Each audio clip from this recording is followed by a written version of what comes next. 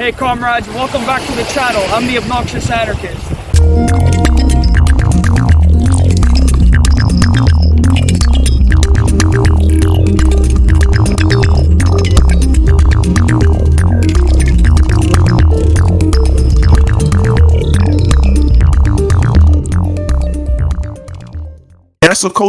Cancel culture is when the police kill you. Cancel culture is when police arrest everybody.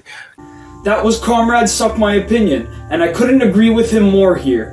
The right has gotten us to believe that a Twitter critique hurts more than being shot and killed by police. Go check out his videos, I put the link in the description below.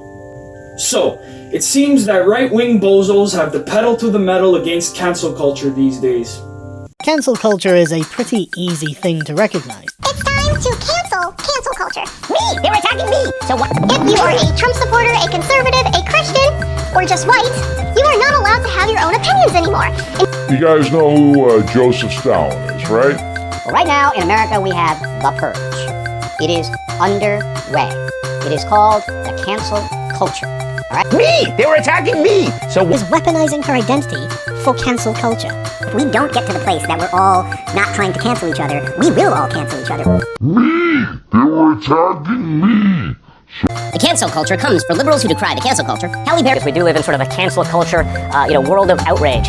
Cancel culture, driving people from their jobs, shaming dissenters, and demanding total submission from anyone who disagrees.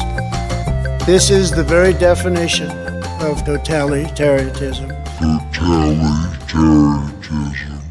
Cancel culture, like political correctness, is a right-wing construct meant to move the target away from the racist, sexist, homophobic, transphobic, and socially conservative leanings of people who contemporarily identify with the right wing of politics, and instead points the finger at another right-wing construct, the SJW. So the problem with cancel culture is the same as the problem with the Loch Ness Monster, the Boogeyman, Jason Voorhees, because cancel culture does not actually exist. There's no woke scold that can scold you to the point where you would unironically believe that what's happening to you is equal to poverty or something. Online bullying is a problem, yes, but a lot of people who have been so-called canceled are actually living their best lives. So I naturally question whether people are indeed being cancelled for no reason, or if in fact, people are just simply not associating with assholes anymore.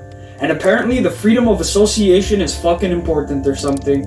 The issue here is that traditional power structures are slowly losing grip on their power, slowly but surely, and they cannot bear that the voice of the oppressed is being heard. And these ludicrous claims are just people who are not used to being held accountable for the things that they've done and things that they've said. Now, let's not get too ahead of ourselves. It's still a long journey forward, and we need to activate and agitate in these reactionary times. Being called out on Twitter for being a racist asshole is not cancel culture. Being called out by other leftists is not cancel culture. Who canceled ContraPoints? Who canceled Vosh?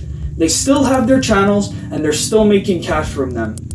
These aren't cancellations, they're critiques. Don't get it twisted. And beyond that, frankly, I don't care about the few Nazis and serial sexual abusers who have their positions of privilege ripped from under them. To me, that's not cancel culture. It's justice. Maybe they should call it I don't fuck with you anymore culture. The real cancel culture is the continued genocide of indigenous peoples, the gunning down of black, poor, and disabled folks by unhinged police. The real cancel culture is the poverty that keeps people from achieving their potentials. Cancel culture is rigid gender ideology that cancels the existence of trans folks. Cancel culture is white supremacist colonial capitalism and all the devastation done in its name.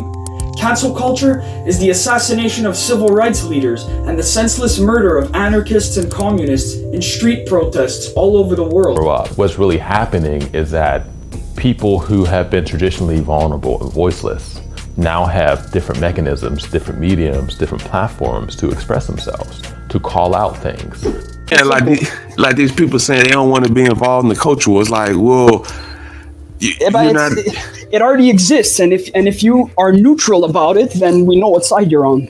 Yeah, we never say, yeah, you're not on our side. Yeah, if it's a war and you're neutral, then you're not on the side that is. If you're having a conflict of two sides and you're sitting out, you're on the side of the status quo, man. Not complicated. I want to have socialism without the culture war. That's impossible. You can't do that. Like, you just cannot